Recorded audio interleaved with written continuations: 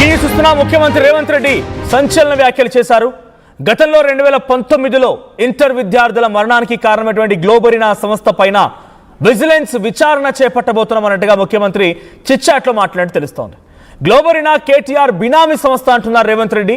2019లో తెలంగాణ జరిగినటువంటి ఇంటర్మీడియట్ ఫలితాల్లో గందరగోళాన్ని సృష్టించి గ్లోబరీనా 27 మంది విద్యార్థుల ప్రాణాలు తీసుకుంది. సో అప్పుడు 27 మంది విద్యార్థులు తమ ప్రాణాలు తీసుకున్నారు. దానన్నిటికీ ముమ్మాటికి కారణం గ్లోబరీనా సంస్థనే. తర్వాత ఇదే సంస్థకి మళ్ళీ కోయంట్గా కూడా పేరు మార్చుకున్నట్టుగా కోయంట్గా పేరు మార్చుకొని మళ్ళీ ఏదో ఒక రూపంలో తెలంగాణ ఇంటర్మీడియట్ బోర్డులోకి ఎంట్రీ ఇచ్చేందుకు ప్రయత్నం చేసింది. ఇప్పుడు ఇదే కోయంట్ సంస్థ సిబిఎస్ఈ పేపర్ కూడా కరెక్షన్ చేసింది. ఆ వాల్యుయేషన్లో కూడా అనేక రకాల తప్పిదాలు దొరికాయి. అక్కడ కూడా అనేక రకాల తప్పిదాల కారణంగా చాలామంది విద్యార్థులు ఇబ్బంది పడ్డారు. ఒకరిద్దరు అక్కడిక్కడ 1-2 చోట్ల వాళ్ళు బలమరణానికి కూడా పాల్పడేట్టుగా చెప్తున్నారు. సో విజువల్లో చూస్తున్నాం ఇదే కోయంట్ సంస్థ.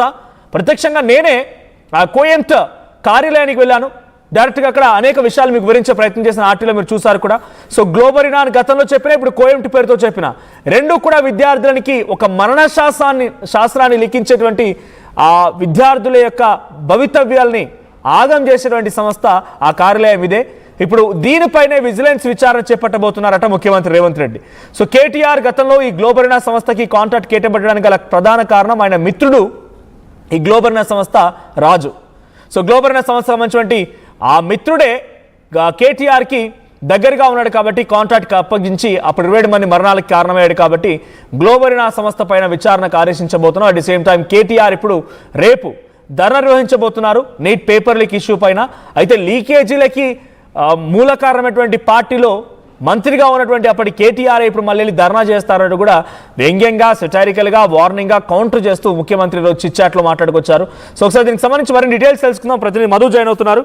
సో విజిలెన్స్ ఎంక్వైరీ జరగబోతోంది గ్లోబరీనా సంస్థ పైన. 2019 జరిగినటువంటి ఆ విషయాలపైన, అక్రమాలపైన ఇప్పుడు విచారణ చేయడం ఎలా చూడాలి? ఎటువంటి విచారణ జరగబోతోంది?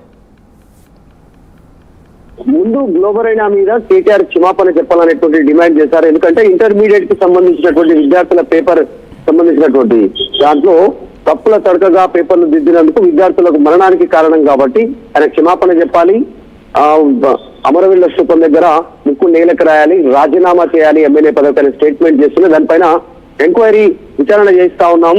విచారణ తర్వాత ఖచ్చితంగా బాధ్యులపై చట్టపరంగా చర్యలు ఉంటాయనేటువంటి స్టేట్మెంట్ చేస్తున్న గ్లోబరీనాను ఒక బినామీ కంపెనీగా కేటీఆర్ కి సంబంధించి అని చెప్పారు. అదే బినామీ సంస్థ ఇక్కడ రాష్ట్రంలో, తర్వాత ఇప్పుడు కేంద్రంలో సిబిఎస్ఈకి సంబంధించినటువంటి విషయంలో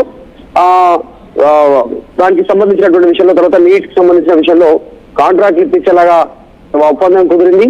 ఇటు బీజేపీ ఇటు బీఆర్ఎస్ రెండు ఒకటే కాబట్టి చర్యలు ఉండట్లేదు అనేటువంటి స్టేట్మెంట్ చేశారు. చాలా ఘాటైన విమర్శలు చేశారు. దీనిపైన కేటీఆర్ కూడా రెస్పాండ్ అయ్యారు. కేటీఆర్ రెస్పాండ్ అవుతూ లీగల్ నోటీస్ ఇచ్చారు. 48 గంటల్లో ముఖ్యమంత్రి దీనిపైన క్షమాపణ చెప్పలేకపోతే దానిపైన నెక్స్ట్ లీగల్ చర్యలు ప్రొసీడ్ అవుతాము అనేటువంటి స్టేట్మెంట్ చేశారు. సో చాలా క్లారిటీగా ప్రజలందరికీ తెలుసు గ్లోబరీనా మీద విజిలెన్స్ సంబంధించినటువంటి విచారణ చేయబోతున్నామని గతంలో చెప్పాము, ఇప్పుడు చెప్తా ఉన్నాము, మనం మొదటి నుంచి చెప్తా ఉన్నాం అనేటువంటి స్టేట్మెంట్ ముఖ్యమంత్రి ట్విట్ చాట్ లో చాలా స్పష్టంగా డైరెక్ట్ గా కేటీఆర్ టార్గెట్ గా మాట్లాడారు. అది బినామీ సంస్థ కాకపోతే కాదు అని చెప్పమనండి బయటకు వచ్చేటువంటి దానికి కొన్ని జరుగుతుంది. రీసెంట్ గా జరిగినటువంటి కొన్ని అంశాలను ముడిపెడుతూ ముఖ్యమంత్రి మాట్లాడినటువంటి సందర్భం గడిపింది. దాంట్లో కేటీఆర్ కూడా రెస్పాండ్ అయ్యారు.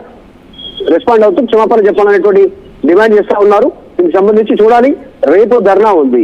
మరి ఈ లీగల్ నోటీసుల పైన ముఖ్యమంత్రి రెస్పాండ్ అవుతారా? వర్కింగ్ ప్రెసిడెంట్ ఇచ్చినటువంటి లీగల్ నోటీసుల పైన నిజంగానే ప్రభుత్వం విజిలెన్స్ విచారణలో ఏం తేల్చనుంది గ్లోబరీనా సంస్థ అనేటువంటి. గ్లోబరీనా సంస్థ ఇక్కడే శ్రీనగర్ కాలనీలో ఉంది హైదరాబాద్ లో.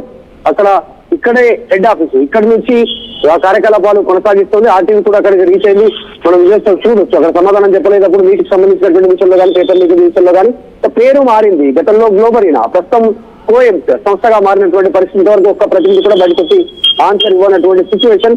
ముఖ్యమంత్రి డైరెక్ట్ గా రాష్ట్ర ముఖ్యమంత్రి ఆరోపణలు చేస్తా ఉన్నారు. గ్లోబరీనా ఇది ఒక బినామీ సంస్థ కేటీఆర్ కి సంబంధించింది అనేటువంటిది చేయడం, ఆయన నోటీస్ ఇవ్వడం కోసం చర్చనీయాంశం అవుతా ఉంది. మరొకసారి ఆల్రెడీ దేశవ్యాప్తంగా నీట్ కి సంబంధించిన పేపర్ లీకేజ్ పైన పెద్ద ఎత్తున ఆందోళన కొనసాగుతూ ఉంటే తెలంగాణ రాష్ట్రంలో మాత్రం కేటీఆర్ వర్సెస్ రేవంత్ రెడ్డిగా మారింది. రేవంత్ రెడ్డి డైరెక్ట్ రాష్ట్ర ముఖ్యమంత్రి ఆయన ఆరోపణ చేస్తున్నాడు.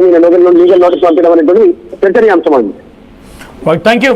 సో మొత్తంగా ముఖ్యమంత్రి రేవంత్ రెడ్డి గ్లోబరీనా 2019 జరిగిన అక్రమాలపైన విచారణ చేపడతామని చెప్పి రేవంత్ రెడ్డి అన్నట్టు తెలుస్తోంది. అయితే ముఖ్యంగా గ్లోబరీనా సంస్థకి ఆ రోజు ఆ కాంట్రాక్ట్ కేటాయించడానికి ముఖ్య కారణం కేటీఆర్. సో కేటీఆర్ వల్లే ఆ కాంట్రాక్ట్ వెళ్ళింది, 27 మంది ప్రాణాలు బలి తీసుకున్నారు. సో పూర్తి స్థాయి దీనిపై విచారణ చేపట్టే అవకాశం కూడా కనబడుతోంది. అప్పుడు గ్లోబరీనా పేరుతో ఈ రకంగానే విద్యార్థుల ప్రాణాలని పణంగా పెట్టి విద్యార్థులకు సంబంధించినటువంటి అంశాలని చాలా కీన్గా అబ్జర్వ్ చేసి చాలా ఒక న్యాయబద్ధమైనటువంటి ఒక పారదర్శకత ఉండాల్సినటువంటి చోట పనికిరాని పనితో లేకపోతే పని చేతగాక ఆ స్టెబిలిటీ ఎబిలిటీ లేక గ్లోబరీనా చేసినటువంటి ఓ తప్పిదం కారణంగా 27 మంది విద్యార్థులు బలయ్యారు. ఆ తర్వాత కూడా కోయంట్ అనే పేరుతో మళ్ళీ ఇంటర్మీడియట్ బోర్డులో ప్రవేశించేందుకు అనేక రకాల ప్రయత్నాలు చేశారు.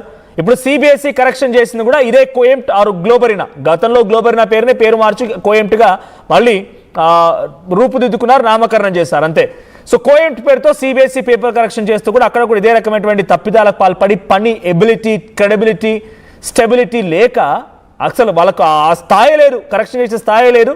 ఆ ఆఫీస్ ఏంటో మీరు చూస్తున్నారు, ఇదే చిన్న ఆఫీస్, హైదరాబాద్ కేంద్రంగా చిన్న ఆఫీసులో ఒక 3 బెడ్రూమ్ రూమ్ అంతటి స్థాయి ఒక ఆఫీసులో సిబిఎస్ఈ పేపర్ కరెక్షన్ చేసే మొహమేనా ఇది? అక్కడికి వెళ్ళి ఆ కరెక్షన్ చేస్తున్నామని పేట అక్కడ కూడా తప్పిదాలకు పాల్పడ్డారు. అయితే గతంలో జరిగిన తప్పిదాలపైన ముఖ్యమంత్రి రేవంత్ రెడ్డి సీరియస్ అయ్యారు. సో దానిపైన కొంత విచారణ చేసే అవకాశం కనబడుతోంది. కేటీఆర్ మిత్రుడు కాబట్టే గతంలో ఆయనకు ఒక దగ్గర సన్నిహితుడు లేకుండా చదువుకున్న సమయంలో మిత్రుడు కాబట్టే ఆ contract కేటాయించారనేది Revanth Reddy చెప్తున్నమాట.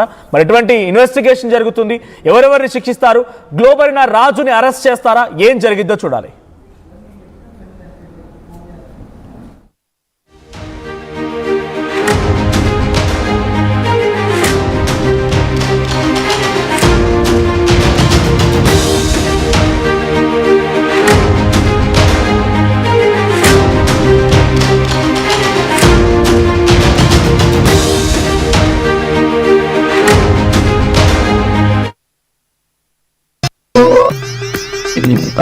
I'm Dheeraj, a doctor and a photographer.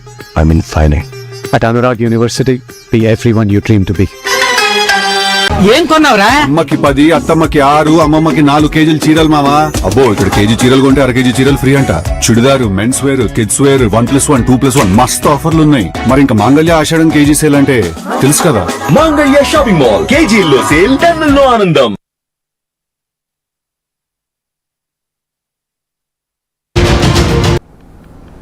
ముందు గ్లోబరీనా మీద కేటీఆర్ క్షమాపణ చెప్పాలనేటువంటి డిమాండ్ చేశారు. ఎందుకంటే ఇంటర్మీడియట్ కి సంబంధించినటువంటి విద్యార్థుల పేపర్ సంబంధించినటువంటి దాంట్లో తప్పుల తడకగా పేపర్లు దిద్దినందుకు విద్యార్థులకు మరణానికి కారణం కాబట్టి ఆయన క్షమాపణ చెప్పాలి.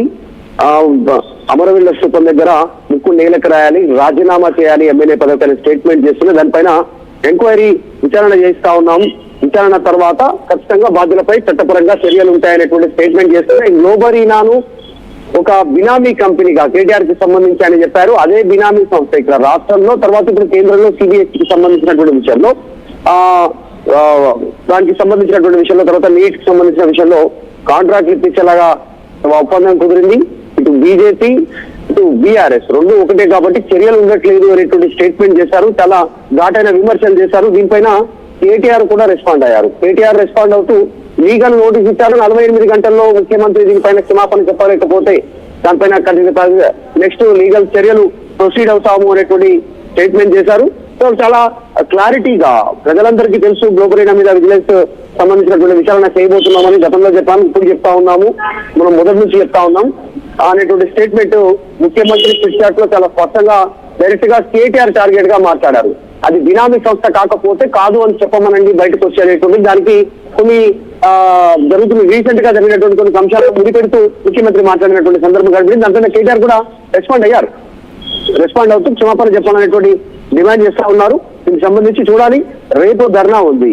మరి ఈ లీగల్ నోటీసుల పైన ముఖ్యమంత్రి రెస్పాండ్ అవుతారా? వర్కింగ్ ప్రెసిడెంట్ ఇచ్చినటువంటి లీగల్ నోటీసుల పైన నిజంగానే ప్రభుత్వం విజిలెన్స్ విచారణలో ఏం తేల్చనుంది గ్లోబరీనా సంస్థ అనేటువంటి. గ్లోబరీనా సంస్థ ఇక్కడే శ్రీనగర్ కాలనీలో ఉంది హైదరాబాద్ లో. అక్కడ ఇక్కడే హెడ్ ఆఫీసు, ఇక్కడ నుంచి కార్యకలాపాలు కొనసాగిస్తుంది. ఆర్టీవీ కూడా అక్కడికి రీచ్ అయింది. మనం విజయ్ చూడొచ్చు. అక్కడ సమాధానం చెప్పలేదప్పుడు వీటికి సంబంధించినటువంటి విషయంలో కానీ పేపర్ లీక్ విషయంలో కానీ పేరు మారింది. గతంలో గ్లోబరీనా, ప్రస్తుతం కోయంట్ సంస్థగా మారినటువంటి పరిస్థితి వరకు ఒక్క ప్రతినిధి కూడా బయటకు వచ్చి ఆన్సర్ ఇవ్వనటువంటి సిచ్యువేషన్. ముఖ్యమంత్రి డైరెక్ట్ గా రాష్ట్ర ముఖ్యమంత్రి ఆరోపణలు చేస్తా ఉన్నారు. గ్లోబరీనా ఇది ఒక బినామీ సంస్థ కేటీఆర్ కి సంబంధించింది అనేటువంటిది చేయడం, ఆయన నోటీస్ ఇవ్వడం కోసం చర్చనీయాంశం అవుతా ఉంది. మరొకసారి ఆల్రెడీ దేశవ్యాప్తంగా నీటికి సంబంధించిన పేపర్ లీకేజీ పైన పెద్ద ఎత్తున ఆందోళన కొనసాగుతూ ఉంటే తెలంగాణ రాష్ట్రంలో మాత్రం కేటీఆర్ వర్సెస్ రేవంత్ రెడ్డిగా మారింది. రేవంత్ రెడ్డి డైరెక్ట్ రాష్ట్ర ముఖ్యమంత్రి ఆయన ఆరోపణ చేస్తున్నాడు, లీగల్ నోటీస్ పంపించడం అనేటువంటి చర్చనీయాంశం అండి.